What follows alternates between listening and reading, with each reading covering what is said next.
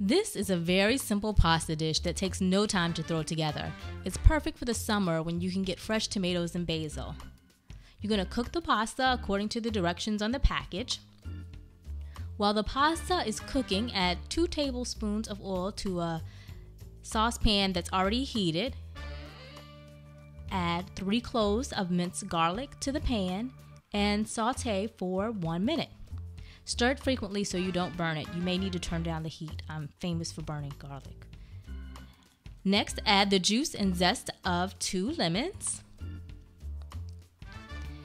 Add salt, pepper, and 1 pint of grated tomatoes that you've cut in half. And also add 1 can of navy beans that you've drained and rinsed.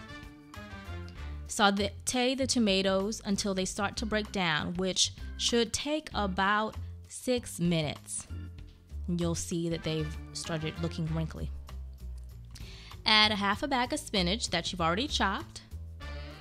Saute it until it wilts. This only takes about 3 minutes. It doesn't have to get completely mushy, but just, so that it wilts. Turn the heat off and add the basil. Pour all of that over the pasta and toss it together. This dish has a very bright flavor.